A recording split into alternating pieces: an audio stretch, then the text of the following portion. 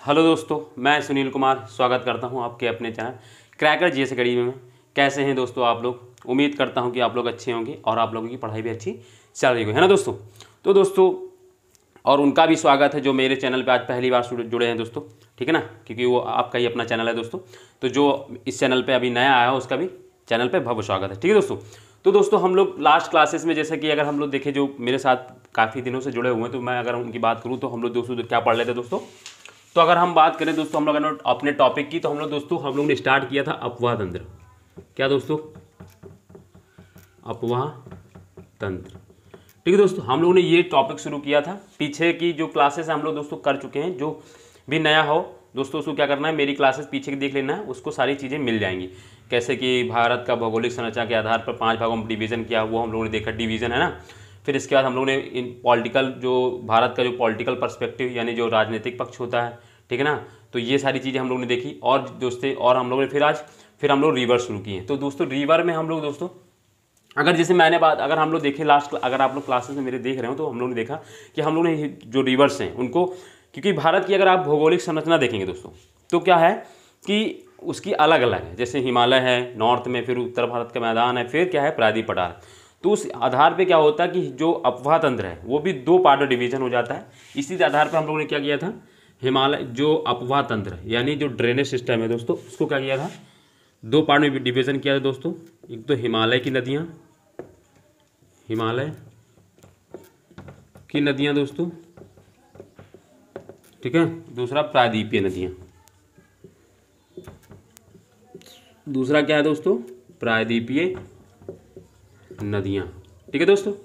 अगर इसमें देखिए दोस्तों हम लोगों ने हिमालय की नदियों में देख लिया था क्या क्या देखते हैं हम लोग दोस्तों। हम लोगों ने देखा था कि इसमें पहला तो हम लोग सिंधु नदी तंत्र पढ़ते हैं इसमें दोस्तों। ये सारी चीज़ें हम लोग दोस्तों पढ़ चुके हैं। जो भी नया हो दोस्तों उसको क्या करना है, बस खाली पीछे की क्लासेस देख लेनी, सारी चीज़ें आपको मिल जाएंगी, ठीक है ना। सिंधु नदी तंत्र है, फिर इसके बाद हमने इसको डिवीज़न किया था दोस्तों गंगा नदी तंत्र दोस्तों।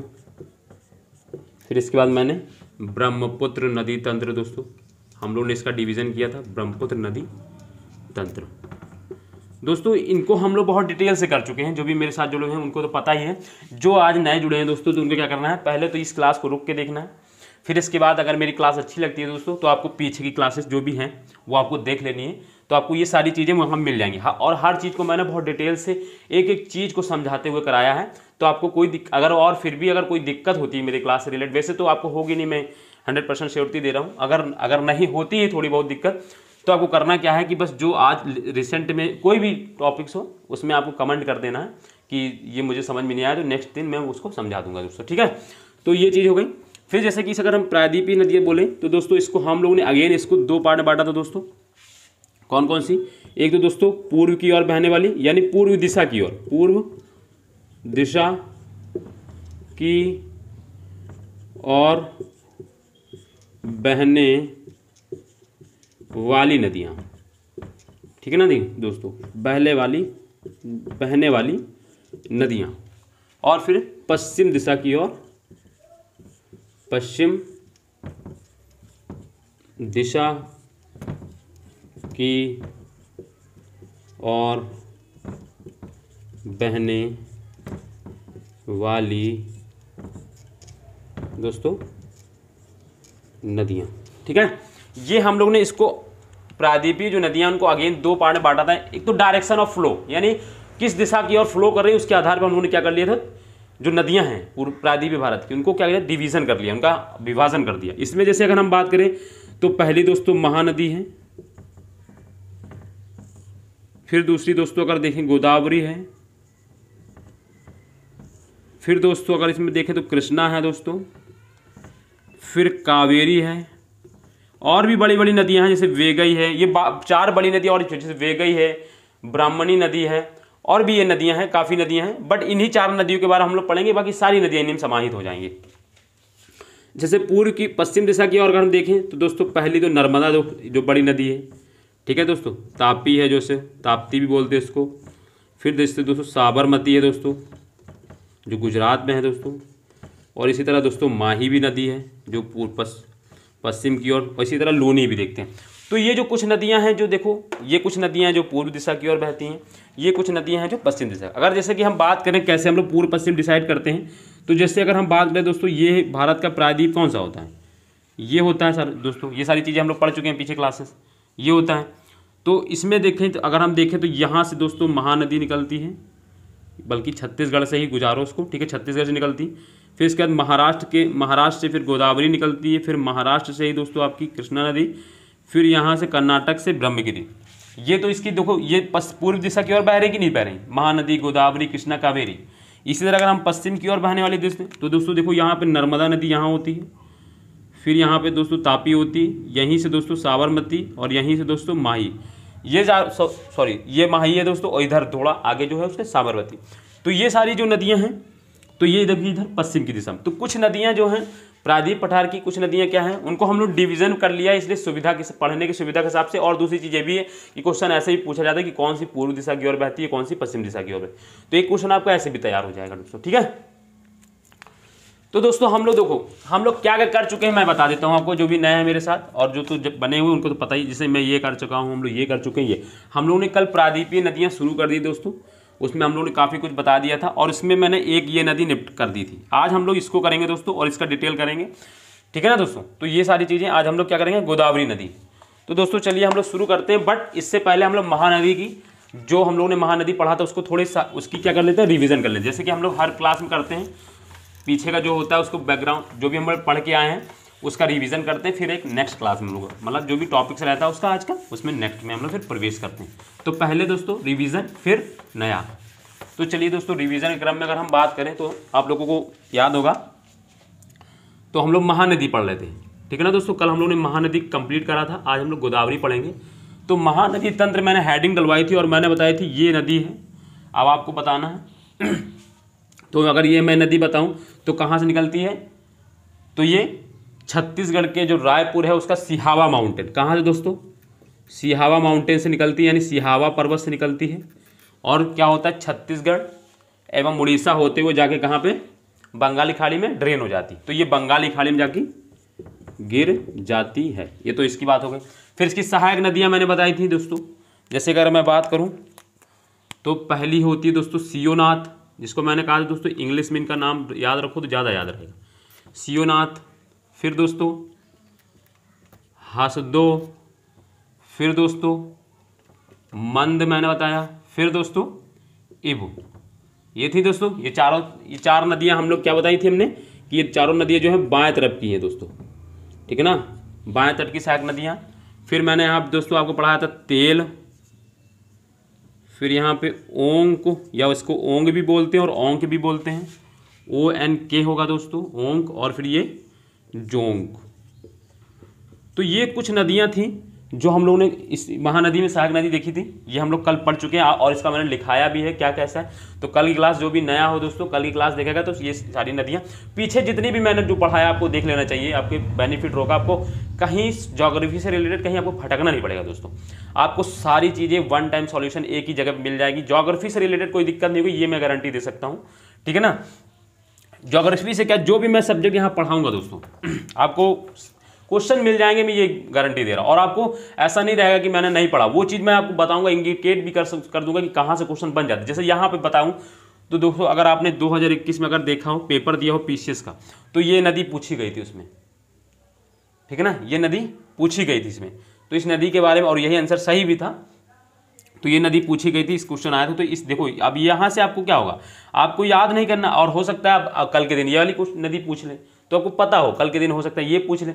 तो आपको जब ऐसे किए रहे होंगे ना, आप 2-3 बार इसको रिवीजन करेंगे ऐसे बना के, तो आपको याद हो जाएंगे। आपको याद बस अलग से थोड़ा, आपको थोड़ा मेहनत, मतलब मेहनत क्या, रिवीजन करना है बार बार, रिवीजन के अलावा और कोई दूसरा कोई विकल्प नहीं दोस्तों, ठीक है दोस्तों। बाकी मिल सारा कुछ यहीं से जाएगा आपको दोस्तों, कुछ ऐसा नहीं छूटेगा जो आपका रह जाए। तो दोस्तों हम लोग चलो अब नए टॉपिक शुरू करते हैं। नए टॉपिक की अगर हम लोग बात करते हैं तो हमारी दोस्तों बात है, नया टॉपिक में हमारा दोस्तों क्या है आज, गोदावरी नदी तंत्र। तो चलिए हम लोग दोस्तों नया शुरू करते हैं। हमारा आज का जो टॉपिक्स है गोदावरी। अब दोस्तों हम इसको बार बार नदी तंत्र क्यों लिख रहे हैं, क्योंकि एक नदी देखो इस अब ये नदी है, इसके साथ में कई छोटी छोटी कई बड़ी बड़ी नदियां भी, सहायक नदियां, तो ये पूरा नदी तंत्र है। अब इनको और एक चीज़ आपको ये भी थोड़ा लग रहा होगा, ये बहुत धीरे धीरे हम लोग पढ़ रहे हैं। बहुत लोग तो क्या है कि यूट्यूब पे अगर देखो तो 2 ही 3 दिन में सारी नदियां निपटा देते हैं। हमारी तो 4 क्लास हो गई, नदियां ही नहीं खत्म हुई, बल्कि 5वीं क्लास चल रही है। तो दोस्तों इसका पर्पस यही है कि हर चीज़ आपको बहुत अच्छे से मिल जाए। मैंने क्या बताया, एक बार आप यहाँ से पढ़ लें, इसके बाद आपको कहीं किसी बुक से नहीं पढ़ना पड़ेगा, कहीं भी नहीं जाना पड़ेगा, कोई भी टॉपिक शुरू रहेगा। और मैंने ये भी बताया कि हम ज्योग्राफी पूरा होल खत्म करेंगे, तब जाके जो अदर सब्जेक्ट शुरू करेंगे जो आपकी डिमांड होगी दोस्तों। तो दोस्तों हम लोग ठीक है, तो हम लोग दोस्तों अब शुरू करते हैं ज़्यादा बात ना करके। तो दोस्तों हम लोग पहले शुरू करते हैं गोदावरी नदी। तो सबसे पहले देखिए, अगर हम मैं मैप बनाऊँ दोस्तों, तो ये जैसे ये प्रायद्वीप भारत है, मैं नीचे का ही बना रहा हूँ, ये काम है। तो यहाँ पे मैंने दोस्तों महानदी बताया, और यहाँ से जो ये महानदी है इसके जस्ट नीचे दोस्तों गोदावरी। अब ये दोस्तों हम यहाँ पे आपको ऐसा दिखा दे रहे हैं, बट अभी मैं यहाँ बनाऊंगा। तो देखिए यहाँ पे क्या है, ये महाराष्ट्र है। महाराष्ट्र के पास आप लोग सुना होगा नासिक, महाराष्ट्र में नासिक है ना, तो नासिक एक जिला है, ठीक है ना। तो महाराष्ट्र के नासिक जिले के पास एक स्थल है, कौन सा दोस्तों, पर्वत है त्र्यंबकेश्वर, ठीक है। महाराष्ट्र के नासिक जिले के त्र्यंबकेश्वर के से इसका ओरिजिन होता है। ये क्या है दोस्तों, यहाँ पे अगर मैं बोल दूँ, इसको लिख दूँ ऐसे ही लिखना है, त्र्यंबकेश्वर, यहाँ लिखा है, आप लोग देख लें, त्र्यंबकेश्वर से इसकी ओरिजिन होता है। और ये महाराष्ट्र से होते हुए तेलंगाना एवं आंध्र प्रदेश से होते हुए दोस्तों ये कहाँ पे, बे ऑफ बंगाल यानी बंगाली खाड़ी में जाके गिर जाती। ये तो दोस्तों इसकी बात हो गई कहाँ से इसकी उत्पत्ति और कहाँ जाके गिर गई। पहली चीज़ हम लोग यही, एक पहला जो एक होती है चीज़ें, पहले ये जाने कि कहाँ से इसकी उत्पत्ति हुई, दूसरा कहाँ जाके। तो अगर हम बात करें उत्पत्ति की, तो दोस्तों कहाँ पे, महाराष्ट्र के नासिक जिले के पास त्र्यंबकेश्वर से इसकी उत्पत्ति होती है। और ये महाराष्ट्र से तेलंगाना एवं आंध्र प्रदेश होते हुए क्या जाती है, ये कहाँ जाके गिर जाती है, बे ऑफ बंगाल में। तो इसका प्रवाह तंत्र हम लोगों ने देख लिया कहाँ से कहाँ तक है, किधर किस किस स्टेट से जाता है। क्योंकि याद रखिएगा, स्टेट इसलिए बता रहा हूँ मैं, क्योंकि ये डायरेक्ट ही पूछ लिया जाता है कि कौन सी नदी किस स्टेट से होकर जा रही है, और निम्न से कौन सी नहीं, किस राज्य से होकर नहीं जा रही है, तो ये भी क्वेश्चन आ जाता है। तो दोस्तों ये हो गई हमारी बात ऑरिजिन की। और फिर इसको मैं अब यहाँ पे बनाता हूँ, अब मैं इनको मिटा रहा हूँ दोस्तों। ये तो एक ठीक है ना, आपका मैप दिमाग में बन जाएगी कहाँ से क्या है। अब देखिए दोस्तों, दूसरा हमारी बात यही होती है कि हम इसकी सहायक नदियाँ देखते हैं, फिर इसके बाद डिटेल लिख लेते हैं। 3 चरण में काम होता है। पहला इसका ऑरिजिन और फ्लो और कहाँ ड्रेन हुई, ये सारी चीज़ देख लेते हैं। दूसरे चरण में हम लोग दोस्तों देखते हैं कि इसकी सहायक नदियाँ कौन कौन सी हैं, कोई इंपॉर्टेंट नदी है तो उसके बारे में थोड़ा लिख लेते हैं, और फिर इसके बाद इसका डिटेल्स लिख लेते हैं। जो भी इसमें कुछ चीज़ें रहती हैं थोड़ा बहुत है ना, बस खत्म हो जाती है रिवर्स। और इससे ज़्यादा रिवर्स में क्या आएगा दोस्तों, तो यही हमारा काम रहता है। तो दोस्तों देखिए, ये हो गया हमारा ओरिजिन पॉइंट, और यहाँ से हम निकले, रिवर्स यहाँ से निकली और जाके यहाँ बे ऑफ बंगाल में जाके ड्रेन हो गई, बे ऑफ बंगाल, ठीक है ना, यानी बंगाली खाड़ी में जाके ड्रेन हो गई। तो हमने ओरिजिन पॉइंट दोस्तों क्या बताया यहाँ पे आप लोगों को, तो त्र्यंबकेश्वर ओरिजिन पॉइंट क्या है दोस्तों, याद रखिएगा। मैंने बताया था कि ये साउथ इंडिया के जितने भी, साउथ क्या, हर एक जितनी भी रिवर्स के मैंने बताया ओरिजिन पॉइंट आपको याद रखना, बट साउथ इंडिया के याद रखना है ज़्यादा, क्योंकि चारों नदियाँ हैं, जो चारों का नदियों का हो सकता है ओरिजिन पॉइंट ही एक साइड दे दें और एक साइड दे दें नदियाँ, बताएंगे कि इनमें से मिलान करने के, या तो हो सकता है कि ऐसे दे दे कि क्वेश्चन दे दे कि मान लीजिए 4 ऐसे दे दे, किसी के आगे लिख दे कुछ भी, मतलब किसी मान लो महानदी है उसके आगे त्र्यंबकेश्वर लिख दे, गोदावरी है उसके आगे लिख दे जैसे क्या कहते हैं ब्रह्मगिरी, और क्या कहते हैं इसी तरह दे देगा, और उसमें से कहेगा निम्नलिखित में कौन सा सही है। तो आपको इस तरह भी बताना होगा, जब तक ये पता नहीं है दोस्तों नहीं बता पाएंगे, ठीक है दोस्तों। तो दोस्तों ये तो होगा इसकी कहाँ से, ये त्र्यंबकेश्वर है कहाँ दोस्तों, नासिक। आपको बनाते चलना है दोस्तों मेरे साथ, नासिक ऐसे लिख लेना है, गोदावरी नदी तंत्र, और फिर ये लिखना है नासिक। तो नासिक महाराष्ट्र के नासिक जिले में, तो त्र्यंबकेश्वर कहाँ पर है दोस्तों, नासिक में है, और वो नासिक कहाँ है दोस्तों, महाराष्ट्र में। तो ये चीज़ हो गई। त्र्यंबकेश्वर से निकलते हुए दोस्तों कहाँ से, अब ये महाराष्ट्र से होते हुए तेलंगाना, तेलंगाना से आंध्र प्रदेश, और फिर आंध्र प्रदेश से बे ऑफ बंगाल। ये तो इसका पूरा प्रवाह तंत्र हो गया। अब दूसरी चीज़ दोस्तों, दूसरी चीज़ में इसकी सहायक नदी है। इसकी सहायक नदी दोस्तों बहुत ही केयरफुली आपको याद रखनी है, क्योंकि इसकी सहायक नदी और कृष्णा नदी की सहायक नदियाँ कुछ कन्फ्यूज़ करती हैं, बट उसको आराम से आप लोग करिएगा, कोई दिक्कत नहीं है। देखिए इसकी पहली सहायक नदी दोस्तों होती है दुधना। कौन सी दोस्तों, मैं लिख दे रहा हूँ हिंदी में, और वो भी बड़ा बड़ा, दूधना। पहली सहायक नदी दोस्तों कौन सी है? दूधना। ठीक है दोस्तों, दूधना। दूसरी दोस्तों पूर्णा। क्या दोस्तों? पूर्णा। ठीक है दोस्तों। फिर देखिए अब यहाँ पे आइए, इसके बाद यहाँ पे दोस्तों ये होती है दोस्तों पेनगंगा। पेनगंगा। ठीक है दोस्तों। और फिर ये यहाँ पे दोस्तों होती है, इसको वर्धा बोलते हैं दोस्तों। वर्धा नाम सुना होगा इसका दोस्तों आप लोगों ने। और फिर दोस्तों ये होती है दोस्तों वेनगंगा। कौन सी दोस्तों? वेनगंगा। तो पेनगंगा, वर्धा एवं वेनगंगा, और ये तीनों मिलके दोस्तों, ये मैंने देखो इसलिए एक पॉइंट बनाया है, ये तीनों मिलकर दोस्तों एक नदी बनाती हैं। इसको बोलते हैं प्राणहिता। क्या वो दोस्त है दोस्तों? प्राणहिता। तो पेनगंगा, वर्धा, वेनगंगा एवं इन तीनों को संयुक्त धारा को बोलते हैं प्राणहिता। तो वेनगंगा, वर्धा, पेनगंगा, वर्धा एवं वेनगंगा और तीनों की संयुक्त धारा को बोलते हैं दोस्तों प्राणहिता। तो ये एक हो गई। इसके बाद दोस्तों यहाँ पे एक, मैं इसको अब देखो, अब मैं इसको अलग कलर से बनाता हूँ। ये नदी दोस्तों, यहीं पे एक दोस्तों और नदी होती है, इसमें होती है दोस्तों पेंच बोलते हैं उसको। कौन सी नदी दोस्तों? पेंच। ये वेनगंगा की सहायक नदी है। और कभी कभी ये, ठीक है, पेंच याद रखना है आपको, पेंच। ये भी गोदावरी की ही सहायक नदी है ऐसे ही बता सकते हैं, या वेनगंगा की सहायक नदी ऐसे ही बता सकते हैं, किसी भी तरह से बता दीजिए, कोई दिक्कत नहीं। ठीक है, पेंच हो गई दोस्तों। फिर इसके बाद दोस्तों अब देखिए यहाँ पे दोस्तों एक होती है इंद्रावती। दोस्तों कौन सी है? इंद्रावती। अब दोस्तों ये हिंदी हो चाहे इंग्लिश, नाम होता है इंद्रावती। इंद्रावती में दोस्तों कौन सी इसकी सहायक नदी है? तो इसकी छोटी सी एक सहायक नदी है दोस्तों नारंगी। याद रखिएगा, नारंगी। नारंगी इंद्रावती की सहायक नदी है।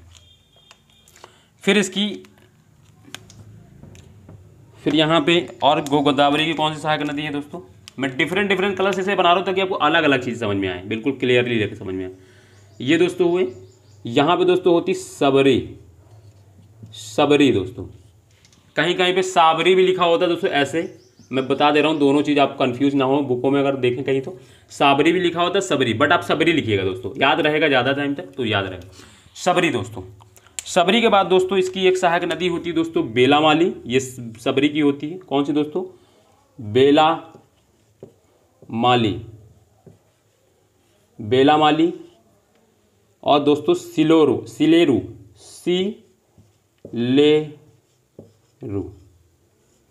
ये इसकी सहायक नदी है।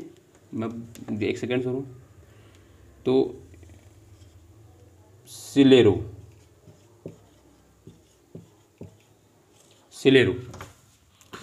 तो ये दोस्तों अब ये कौन सी तट की, बाएं तट की इसकी सहायक नदी है। कौन सी दोस्तों? दूधना, पूर्णा, पेनगंगा, वर्धा, वेनगंगा मिला के तीनों की संयुक्त धारा को बोलते हैं प्राणहिता, और वेनगंगा की सहायक नदी है पेंच। फिर इसका इंद्रावती।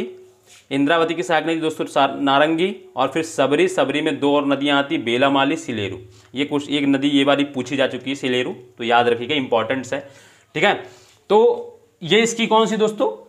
बाएं तट की सहायक नदियां हैं। कौन सी? दूधना, पूर्णा, पेनगंगा, वर्धा, वेनगंगा, उनको संयुक्त धारा को प्राणहिता, पेंच, इंद्रावती, नारंगी। फिर ये सबरी, और सबरी में दो, बेलामाली, सिलेरू। ये तो बाएं तट की सहायक नदी होंगी। इसी तरह आपको बना लेना सेम एज इट इज जैसे ही। ठीक है, फिर इसके बाद दोस्तों अब इसकी दाहिने तट की सहायक नदी की बात करते हैं। तो यहाँ पे दोस्तों होती है एक नदी प्रवरा।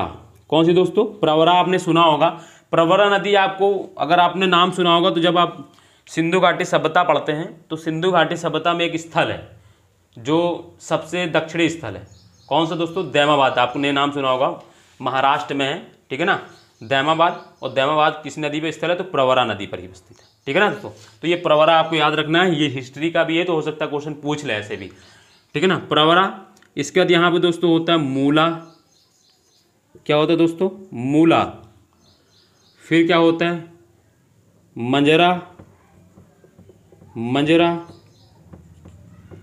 इधर याद हो जाएंगी, कोई दिक्कत नहीं है।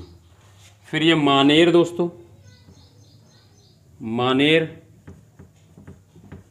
और यहाँ पर किन्नर सानी। क्या दोस्तों? किन्नर सानी। तो ये दोस्तों कौन कौन सी है? अब इस दाएं तट की सहायक नदी कौन कौन सी? तो प्रवरा, मूला, मंजरा, मानेर, किन्नर सानी।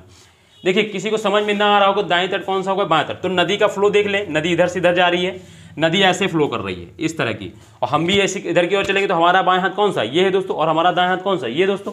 तो बाएं तट की नदियाँ कौन सी हो गई? ये वाली हो गई। और दाएं तट की नदियाँ कौन सी हो गई? ये वाली। अब यहाँ आपको अलग से मेहनत नहीं करनी, बट आपको बस ये याद रखना कि कौन बाएं तट की कौन सी, क्योंकि डायरेक्ट क्वेश्चन ऐसे भी पूछ सकता है कि निम्नलिखित में कौन सी इसकी बाएं तट की सहायक नदियाँ हैं। ठीक है ना, 4 नदियाँ दे देगा, पूछेगा निम्नलिखित में कौन सी ऐसी नदी जो इसकी बाएं तट की सहायक नदी है, या कौन सी ऐसी नदी है जो इसकी दाएं तट की सहायक नदी है। तो आपको ऐसे भी याद रखना है। याद क्या करना है? ऐसे बनाए रहेंगे तो आपको याद रहेंगे, लिखे रहेंगे। अगर वो पैराग्राफ में लिखे होते तो याद नहीं होता, बट ऐसे बना रहेंगे तो आपको याद रहेगा दोस्तों। ठीक है दोस्तों, तो दोस्तों इसको बनाइए जल्दी जल्दी फटाफट, फिर मैं इसका प्रैक्टिस कराता हूँ आपको। 2-3 बार हम लोग इसको प्रैक्टिस करेंगे, फिर आराम से याद हो जाएगा, कोई दिक्कत ही नहीं है। ठीक है, तो दोस्तों बना लिया होगा, मैं मिटा लूँ इसको। अब चलिए हम लोग इसको प्रैक्टिस करेंगे इसकी दोस्तों, 2-3 बार प्रैक्टिस करेंगे फिर याद हो जाएगा। तो चलिए,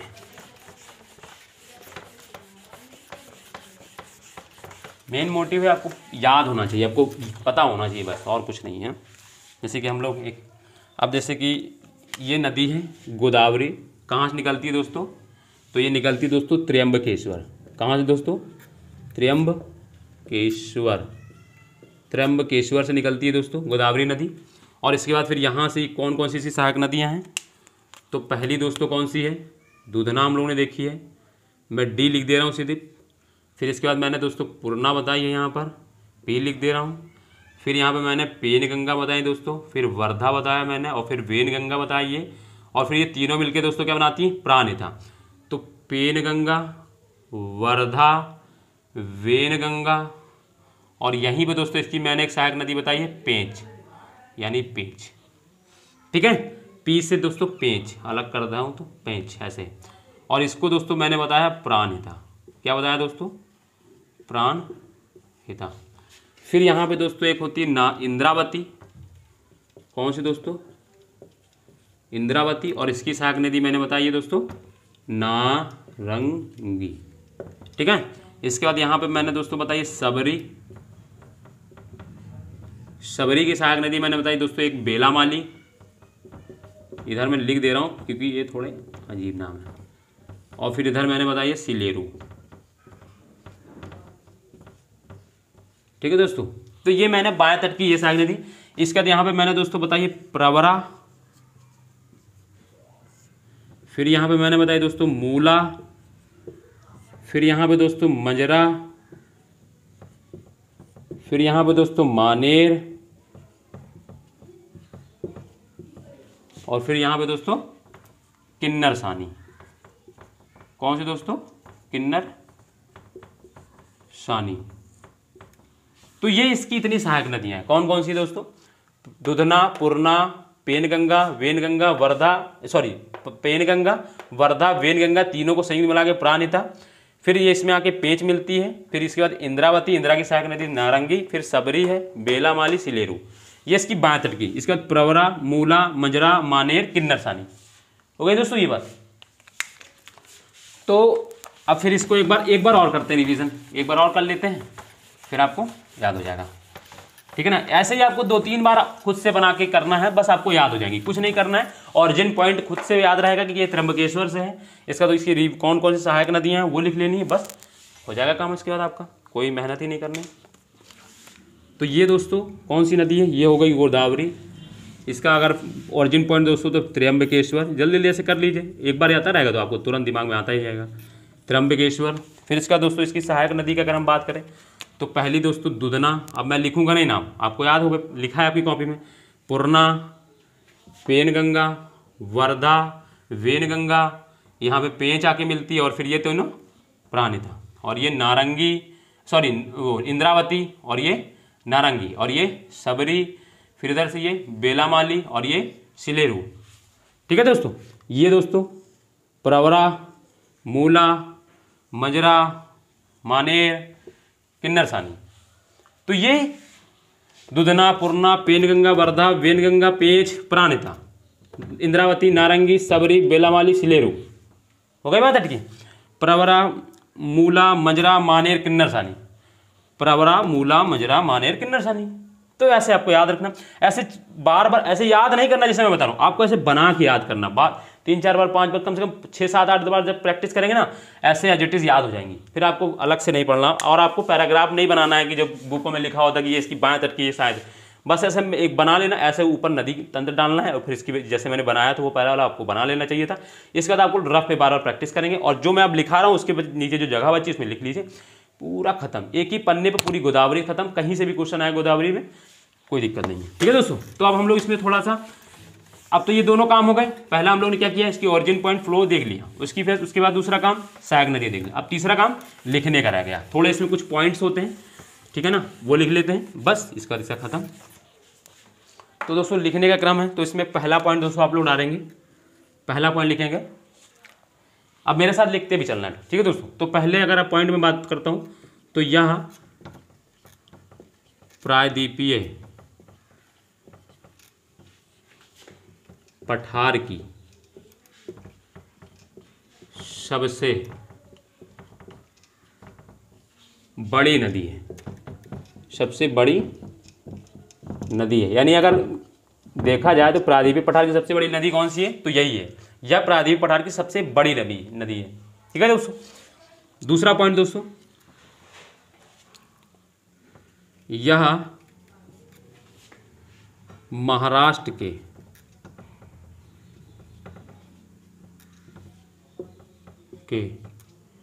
नासिक जिले के पास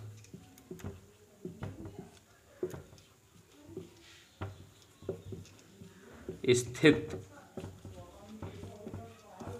त्र्यंबकेश्वर, पॉइंट ये कौन सा है, ये ओरिजिन पॉइंट लिखा रहा हूं, त्र्यंबकेश्वर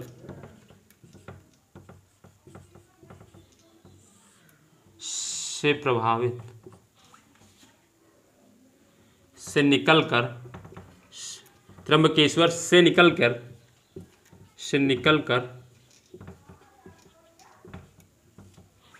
यहां महाराष्ट्र के नासिक जिले के पास स्थित त्र्यंबकेश्वर, यानी ओरिजिन पॉइंट कौन सा है, त्र्यंबकेश्वर से निकलकर तेलंगाना एवं आंध्र प्रदेश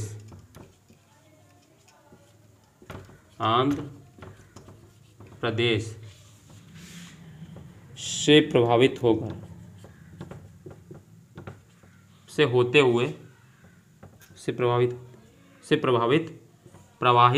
प्रवाहित होते हुए बंगाल की खाड़ी में गिर जाती है, बंगाल की खाड़ी में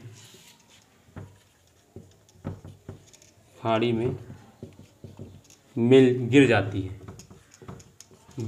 है, मिल जाती है, कुछ भी ले लो, गिर जाती है। तो देखो अब हमने एक ही पॉइंट में 3-4 चीजें लिखा दी। क्या लिखा दी, पहला तो महाराष्ट्र स्टेट बता दिया, किस स्टेट से, दूसरा जिला बता दिया नासिक और किस पॉइंट से होती है, तो ऑरिजिन पॉइंट जो है त्र्यंबकेश्वर मैंने बता दी। फिर इसके बाद मैंने ये बता दी कि किस किस स्टेट से होकर जा रही है। तो एक ही पॉइंट में, एक ही जो लाइन में, उसको मैंने 3-4 जो है पॉइंट एकदम से एक में एक्युमुलेट कर, संग्रहित करके इसे एक में बना दिया। इसलिए थोड़ी ये लंबी हो गई, वरना इसको 2 खंड में बना था, बट ये मेल बनाने के लिए मैंने ऐसा कर दिया। ठीक है दोस्तों। तो यह महाराष्ट्र के नासिक जिले के पास स्थित त्र्यंबकेश्वर से निकलकर तेलंगाना एवं आंध्र प्रदेश से प्रभावित होते हुए बंगाल की खाड़ी में गिर जाती है। ये दूसरा पॉइंट हो गया। तीसरा पॉइंट दोस्तों,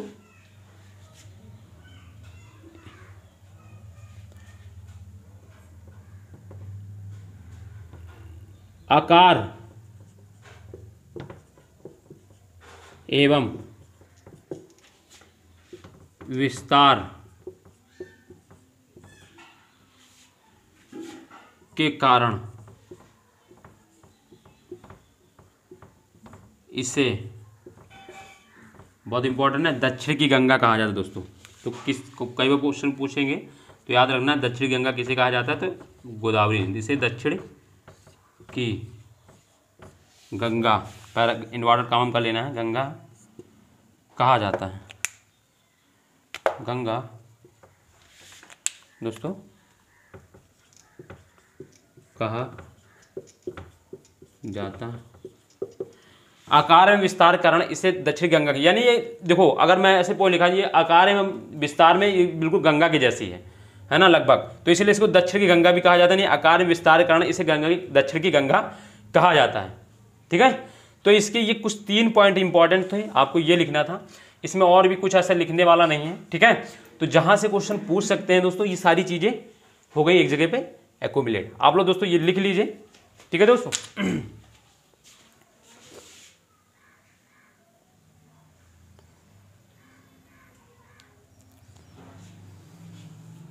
आकार एवं विस्तार कारण इसे दक्षिण की गंगा कहा जाता है। तो किसे दक्षिण गंगा कहा जाता है, तो गोदावरी नदी को दक्षिण की गंगा कहा जाता है। तो यह प्रायद्वीपीय पठार की सबसे बड़ी नदी, पहला पॉइंट तो ये याद रखना है आपको। फिर ये महाराष्ट्र के नासिक जिले के पास स्थित त्रयंबकेश्वर से निकलकर तेलंगाना एवं आंध्र प्रदेश से प्रभावित होते हुए किस किस स्टेट से जाती है, ये याद रखना है। ये मैं एक अभी लास्ट क्लास में जब मैं लूँगा, तो लास्ट क्लास में क्या करूँगा, मुझे कुछ करवाने क्या कि किस नदी पर कौन सा शहर है ये लिखवाऊँगा मैं, ये आपको एक चार्ट बना के बनवाऊँगा यहाँ पे। दूसरा किस किस राज्य से कौन कौन सी नदी जाती है, जो जो इंपॉर्टेंट है वो मैं लिखा दूंगा, ताकि क्वेश्चन कहीं से भी आएगा रिवर से, आपका कहीं से भी बाहर नहीं जाएगा, एक ही जगह पे सब मिल जाएगा। ठीक है दोस्तों, तो दोस्तों हो गए इसके बाद, अब हम लोग इसके बाद आगे बात करते हैं।